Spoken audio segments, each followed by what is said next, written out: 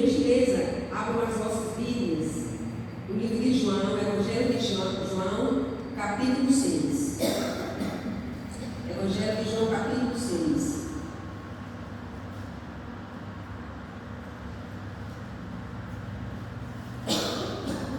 Essa mensagem aqui está no contexto, né, quando Jesus declarou conhecer o pão do céu para os que creem, né? Então, nesse contexto aqui, primeiro fala assim: eu sou o pão vivo que desceu do céu. Versículo 51, 6, do 51 ao 59, né?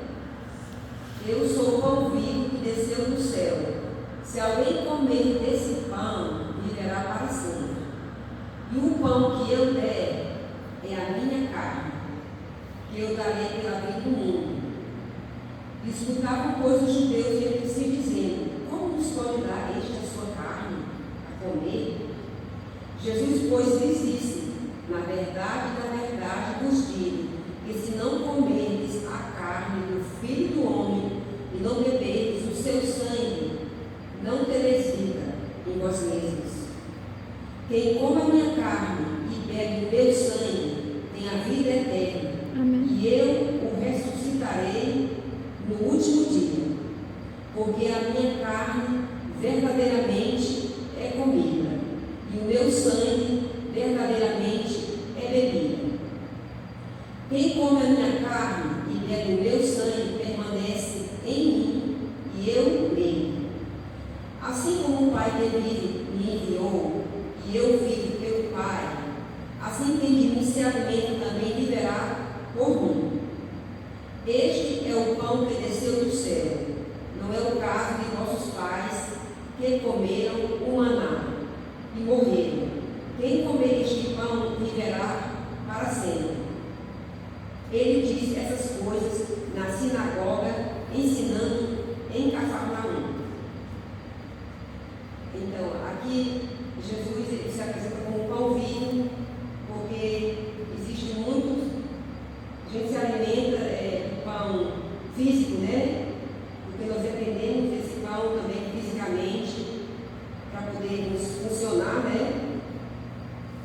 Mas o mais importante é o pão vivo, que é Jesus, né? Porque esse pão, Mateus 4,4 diz assim: que nem só de pão viverá o homem, mas de toda a palavra que sai da boca de Deus. Amém. Então, tudo que está na Bíblia, cada palavra, tem vida, porque Deus está na palavra. E Jesus é o pão vivo. Os judeus escutavam, né? Porque Jesus dizia que ele era o pão, e eles não acreditavam que ele fosse o pão, porque ele dizia: mas você não é filho de Maria e José, a gente conhece você, como é que você se ousa dizer que você é o pão do céu, que você veio do céu, né? Aí, então vamos ler aqui o que a irmã vai comendo a respeito desse versículo, do versículo 54 ao 57, que diz assim, mais uma vez: quem come a minha carne e bebe o meu sangue tem a vida eterna, e eu o ressuscitarei no último dia, porque a minha carne verdadeiramente é comida, e o meu sangue verdadeiramente é bebida. Quem come a minha carne e bebe o meu sangue permanece em mim, e eu nele. Assim como o Pai que me enviou e eu vivo pelo Pai, assim quem de mim se alimenta também viverá por mim. Aí no livro de Desejar as Nações, a irmã White ela comenta a respeito desses versículos aqui, né?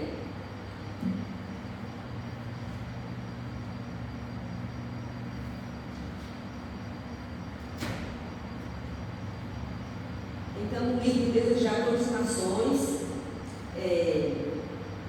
página 389, ela explica o que significa comer a carne e beber o sangue de Cristo, né? Ela fala assim: comer a carne e beber o sangue de Cristo é recebê-lo como Salvador pessoal. Amém. Vou repetir: comer a carne e beber o sangue de crendo que Ele perdoa nossos pecados e nele estamos completos. Então, quando a gente come a carne dentro do sangue, que é receber a Jesus como Salvador pessoal, nós temos uma intimidade com Deus. E Ele, como nosso Salvador pessoal, Ele veio nos salvar. Nos salvar de quê? Do pecado. Porque em Mateus capítulo 1, versículo 21 diz assim: Jesus enviou, que Deus enviou Jesus para morrer por nós, para nos salvar não do pecado, mas do pecado, né? Então, Jesus veio nos salvar do pecado. Aí diz assim: é contemplando o seu amor, detendo-nos sobre ele, só vendo que nos havemos de tornar participantes de sua natureza. Então aqui Deus nos convida para a gente contemplar Jesus. Não contemplar nós, porque nós não temos nada de bom em nós. O profeta Isaías diz que desde a ponta do pé até a cabeça é uma chaga mortal. Não há nada de bom em nós. E muitas vezes quando a gente faz algum ato bom, é porque Deus, Ele atua em nós. Porque a leve do pecado está em cada um de nós.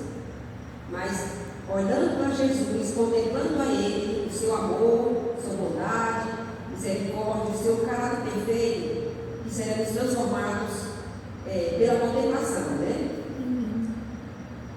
Aí diz aqui: o que a comida é para o corpo deve ser Cristo para a alma. O alimento não nos aproveita se o não ingerirmos, a menos que se torne parte de nosso corpo. Da mesma maneira, Cristo fica sem valor para nós se não o conhecemos como Salvador pessoal. Por exemplo, nós precisamos de nos alimentar para que os nutrientes venham se assimilar em nós e venham nos trazer saúde, né? E força física, né? Então, Cristo, da mesma forma, precisamos de nos alimentar da palavra de Deus para recebermos poder, porque o poder está na palavra, porque Deus é a palavra viva. Deus está na palavra. Essas palavras aqui, essa palavra aqui não é apenas folhas, não são apenas letras, mas é o próprio Deus que está aqui nessa palavra. E dessa maneira, quando a gente lê a palavra, está em comunhão com Deus, a gente se alimenta desse pão que nos traz força no meio das provações, das dificuldades, e assim comendo o pão do céu, que é a palavra de Deus, aí temos força também para ajudar outros que estão lá fora sofrendo ou falta de alimento espiritual, né? Então, diz assim: da mesma maneira, Cristo fica sem valor para nós se não o conhecemos como Salvador pessoal. Porque muitas pessoas dizem que conhecem a Deus, mas elas não têm uma relação íntima com Deus de salvação.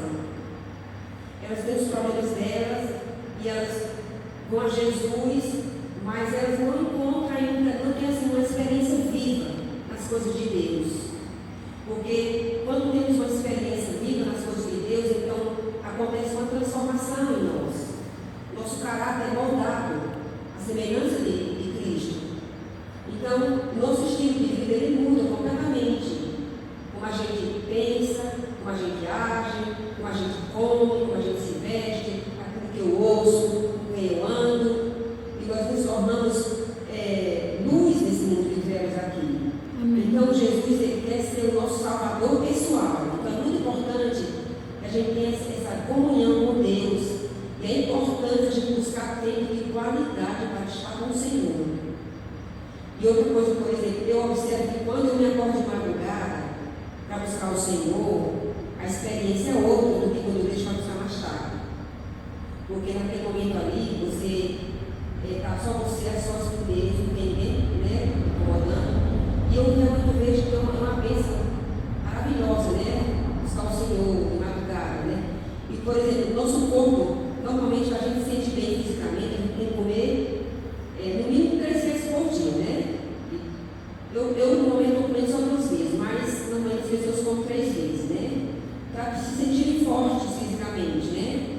Da mesma forma, eu tenho que procurar constantemente me alimentar da palavra de Deus, da oração, e durante o dia todo estar vigiando, porque os nossos pensamentos, Satanás está o tempo todo querendo roubar de nós a nossa experiência com Deus.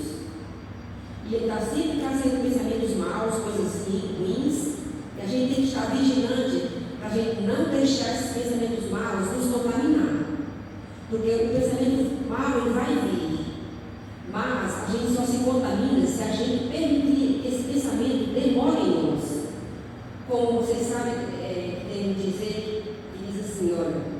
Você não pode impedir que um pássaro voe sobre a sua cabeça.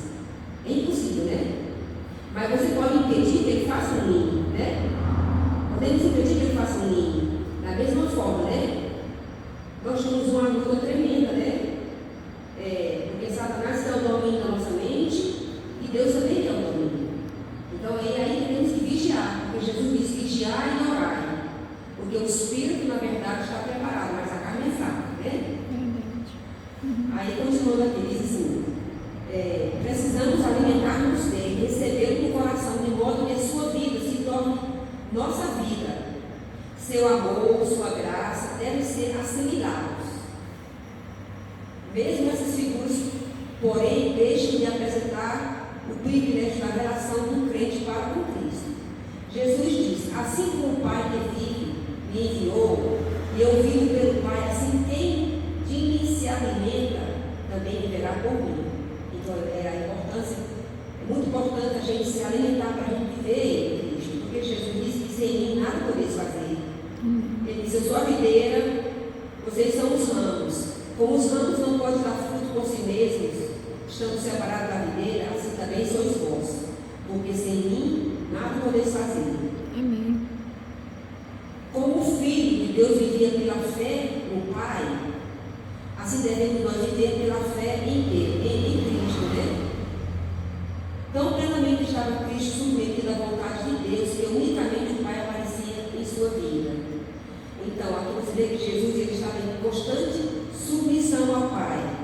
E essa experiência, Deus, ele quer que a gente tenha de submissão o tempo todo. Aí diz assim, embora tentava em todos os pontos como nós, manter-se diante do mundo imaculado do mal que o rodeava. Então nós também podemos, da mesma forma, mesmo com esse mundo de maldade, que podemos estar, permanecermos incontaminados se a gente vigiar, né? Estar vigilante o dia todo. Porque Satanás ele jamais vai nos forçar em pecar. Ele nos tenta, mas tentação não é pecado. Pecado é quando a gente segue a tentação. Assim também nós devemos vencer como Cristo venceu. Então aqui Deus nos deu a promessa que nós podemos vencer pela graça de Deus. Não que haja poder em nós, porque não há poder em nós, mas o poder vem de Deus, né? Sois seguidor de Cristo? É a pergunta. Então tudo que se acha escrito a respeito da vida espiritual está escrito para vós e pode ser alcançado mediante vossa união com Cristo. Então, quer dizer, essas promessas que Deus deixou na palavra dele são para nós. Podemos reclamar para nós, para obtermos a vitória sobre o pecado. Esmorece o vosso zelo, esfria o primeiro amor, aceitai novamente o oferecido amor de Cristo. Comei da carne, bebei do sangue e vos tornareis um com o Pai e um com o Filho. Então, o segredo de nos tornarmos um com o Pai e com o Filho é estarmos ligados pela fé à palavra de Deus.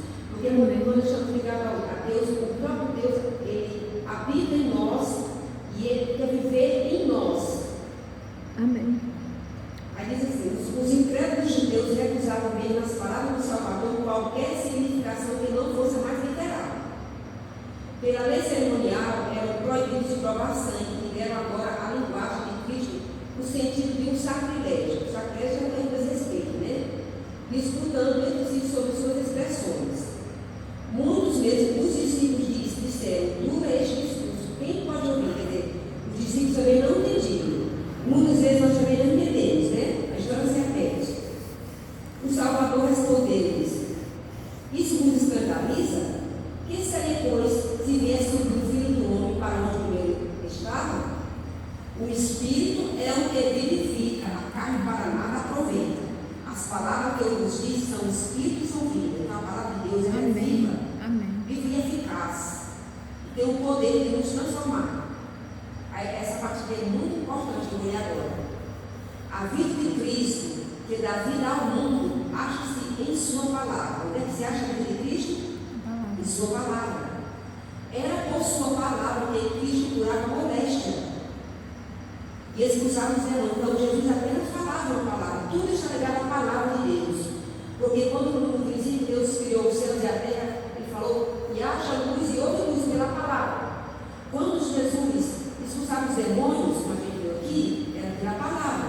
Então, tudo está ligado à palavra. Por isso que nós temos que estar em contato o tempo todo com essa palavra. Estar em oração, vigiando, porque Satanás vai sempre, às vezes ele também usa a palavra, mas ele torce a palavra. Mas Jesus sempre dizia assim, está escrito, né? Ele usava a palavra para lidar com a tentação, né? Por sua palavra acalmava o mar e ressuscitava os mortos. E o povo dava testemunho de que sua palavra tinha poder. Então, a palavra de Deus tem poder. Quando Jesus vem chamar os seus, ele vai chamar pela palavra, porque ele chamou a Lázaro, e Lázaro ressuscitou, né? Então, na ressurreição, Deus vai chamar a todos nós. E se nós tivermos vivendo uma experiência viva com Deus, então nós ouviremos a sua voz, né? Amém. Ele falava a palavra de Deus como fizeram por intermédio de todos os profetas e instruidores do Velho Testamento. Toda a Bíblia é uma manifestação de Cristo. E o Salvador desejava fixar a fé de seus seguidores na palavra. Por que está dizendo aqui que toda a Bíblia é uma manifestação de Cristo? Porque Cristo está em cada página, porque Ele é a palavra viva. Cristo é a palavra viva. Por isso que Ele está em toda parte da Bíblia. Amém. E o Salvador desejava fixar a fé de seus seguidores na palavra. Quando sua presença visível fosse retirada, a palavra devia ser sua fonte de poder. Como seu mestre devia viver de toda a palavra que sai da boca de Deus. É por isso que é importante a gente memorizar a palavra de Deus. Porque vai chegar um tempo que vão tirar a palavra de Deus da gente. Então a gente tem que memorizar, porque no Salmo 119, versículo 11 diz assim: escondi a tua palavra no meu coração para eu não pecar contra ti. Amém. Então, como é que a gente para de pecar? Escondendo a palavra de Deus no nosso coração. Como é que a gente esconde? Memorizando-a. Nós temos que procurar memorizar a palavra de Deus, para quando chegar o momento de tirar nossas Bíblias, a gente tem essa palavra memorizada. E a gente vai conversar com Deus. Se a gente tem uma palavra de Deus, como é que a gente vai se comunicar com Ele? Porque a palavra de Deus diz que é o Espírito Santo que vai trazer a memória. Mas Ele vai trazer a memória aquilo que a gente memorizou, né? A gente estudou. Vai dizer assim, como seu mestre deve viver de toda a palavra que sai da boca de Deus, né? Como a vida física se mantém pela comida, assim é espiritual mantida pela palavra de Deus, que foi o que eu falei no início, né? E toda alma deve receber por si própria, vida da palavra de Deus. É claro que aqui vocês estão ouvindo aqui, eu leio isso aqui, e é bom ouvir, e nos faz bem, mas não tem como a gente, como todos nós sabemos, buscar ter a nossa comunhão com Deus individualmente, né? Só a gente e Deus, porque é ali onde a nossa alma é reavivada, né? Amém. Como temos de comer por nós mesmos a fim de receber nutrição, assim devemos receber a palavra por nós mesmos. Não haveremos de obter simplesmente por meio de outra pessoa. Cumpre-nos estudar cuidadosamente a Bíblia, pedindo a Deus o auxílio do Espírito Santo para que possamos compreender a palavra. Devemos tomar um versículo e concentrar a mente na tarefa de averiguar o pensamento nele posto por Deus para nós. Porque muitas vezes a gente pode ver muita coisa e não assimilar, né? Então, melhor a gente ler pouco e pedir a Deus sabedoria para entender o Espírito Santo, para entender qual é a mensagem que Deus tem para a gente em cada versículo, porque Deus está sempre falando a gente em cada versículo, né? Devemos tomar um versículo e concentrar a mente na tarefa de averiguar o pensamento nele posto por Deus para nós. Convém demorar-se sobre este pensamento até que nos apoderemos dele e saibamos o que diz o Senhor. Em suas promessas e advertências, Jesus se dirige a mim, né? As promessas e advertências é para mim. Tanto amou a Deus ao mundo que deu o seu Filho unigênito para que ele não pereça, mas tenha vida eterna. As experiências relatadas na palavra de Deus devem ser minhas experiências.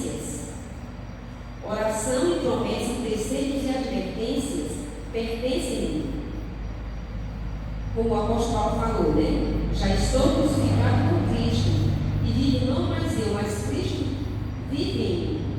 E a vida que agora vivo na carne, viva na fé do Filho de Deus, o qual me amou e se entregou a si mesmo por mim. Então você vê que Paulo ele tinha uma experiência viva nas coisas de Deus, né?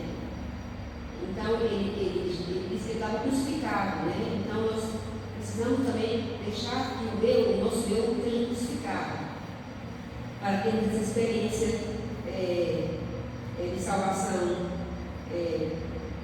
pessoal, né?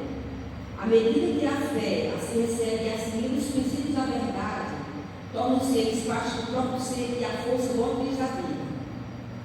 Essa parte aqui eu acho também muito importante, né? A palavra de Deus recebida na alma molda os pensamentos e entra no desenvolvimento do caráter. Então, quando a gente aceita essa palavra, não apenas vê, mas coloca em prática, aí ela transforma o nosso caráter.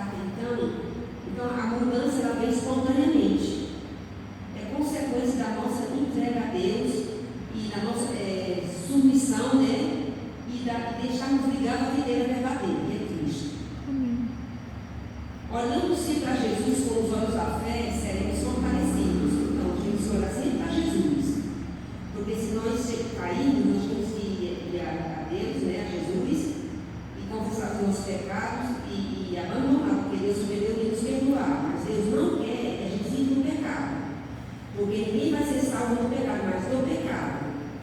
Porque se a gente for dormir sem estar em meio com Deus, se a gente morrer durante a noite, a gente morre perdido. Então, por isso temos que toda noite confessar os pecados e dormir em paz com o Senhor. Para se por acaso acontecer da gente descansar ou morrer, né? A gente está preparado para descansar no Senhor, né? Deus fará as mais preciosas revelações a seu povo, faminto e sedioso. Quer dizer, se a gente tem fome, porque a palavra de Deus diz assim, bem-aventurados que têm fome e sede de justiça, porque serão saciados. E agora o último parágrafo diz assim: verificarão que Cristo é um Salvador pessoal. Ao alimentar-se de sua palavra, acharão que ela é espírito e vida. A palavra destrói a natureza carnal, terrena e comunica nova vida em Cristo Jesus. O Espírito Santo vem ter com a alma como consolador. Pela transformadora influência de sua graça, a imagem de Deus se reproduz no discípulo. Torna-se uma nova criatura. O amor toma o lugar do ódio e o coração adquire a semelhança divina. É isso que significa viver de toda a palavra que sai da boca de Deus. Isso é comer o pão que desce do céu. Então, que Deus nos ajude a permanecermos em Cristo, a nos alimentarmos dessas palavras de vida, para que possamos, pela graça de Deus,